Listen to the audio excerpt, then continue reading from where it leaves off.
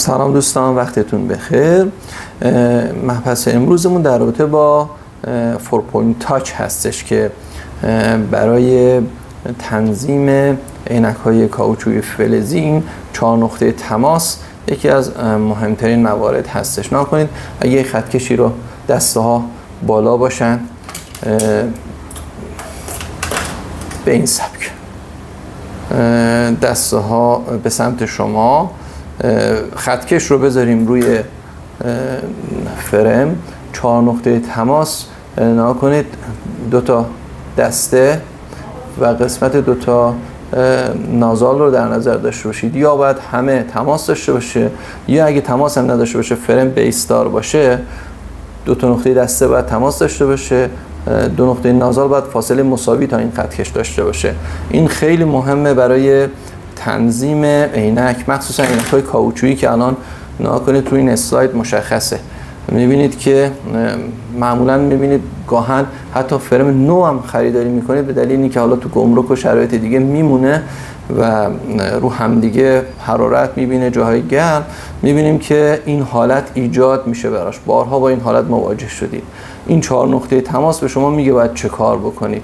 میگه اینجا رو باید قسمت پل بینی رو حرارت بدید. حالا اونو باز عملی بهتون میگم به چه صورت. پل بینی رو باید حرارت کنید که این حرارت بدید، بیاریدش پایین‌تر به این ترکیب و که اینا همه در یک راستا بشه. دوباره خطکش رو بذارید، 4 نقطه تماس اوکی باشه، فرمتون تنظیم. نگاه کنید دقیقاً من خطکش رو گرفتم، به این سبک فرم رو نگه می‌دارید. می‌بینید که 2 قسمت سمت دسته که کاملاً تماس داره، قسمت نازال هم اگه نگاه کنید خطکش رو فاصله مساوی داره تا خطکش هر دو سمت. الان هیتر خب طبیعتا این اصلا به درد اون کار نمیخوره. چرا؟ چون ما یک حرارت به قولی نقطه‌ای یا خطی میخوایم. خب اینو در میاریم.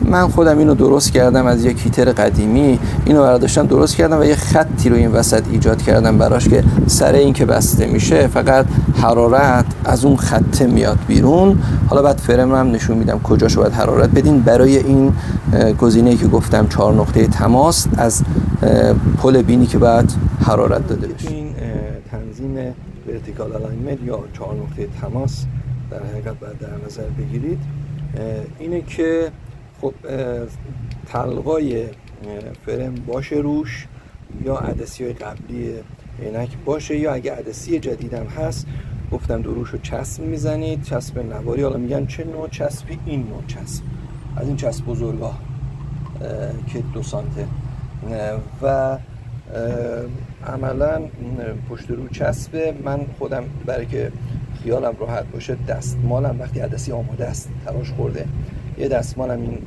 دورش میپیچم این نزدیکای ناحیه نازال، یه دستمالم این سمت که حرارت عدسی رو آنتیش رو خراب نکنه، که اصطلاحاً بهش میگن آنتی ترکیده، اون حالت ایجاد نشه.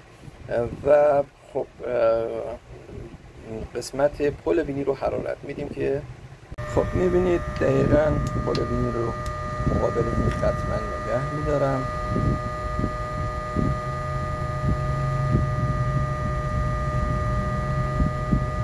حالا یه 10 ثانیه 15 ثانیه بستگی به هیترتون داره که چقدر گرم میکنه نگهش میدارم و بعد با دست روش کنم. حالا نگاه کنید اگه این حالت مثلا این حدقه کج بود به این سمت مثلا، خب میگیرید به سمت بالا با دستتون هدایتش میکنید. خب اگه این یکی بود این هم به همین صورت، بستگی داره که کدوم حدقه کج هستش دیگه، درسته؟ که اینو با همون 4 نقطه تماس واسه خطکش میذارید و میزونش میکنید. دقیقاً این قابله وقتی پل بینی حرارت داده بشه و منعطف باشه کاملا این قابلیت جابجایی رو داره. میتونید حتی بیس یکی میاد جاتون میگه این دستهاش خیلی باز شده، مثلا در عدسیایی که فشرده 1.60 1.74 ان چون تخت هستن بعضی وقتا میبینی بیس فرمو میگیره دسته اینطوری باز میشه. خب وقتی دسته باز میشه حرارت عدسی رو جا زدید، چسب از پشت رو به عدسی‌ها میزنید، یه جفت دستمالم رو عدسی‌ها میپیچونید، فقط پل بینی رو باز میذارید، حرارتش میدید، بعد به این سمت به سمت داخل نگهش میدارید. یه چند ثانیه که حداقل 20 ثانیه که گذشت ببینید بله دسته جمع شد، ولی خب خیلی هم جمعش نکنید، به حدی که به هر حال از اون حالت باز بشه به حالت موازی جمعش کنید که برگرده و این خب برای بیمارم اوکی باشه.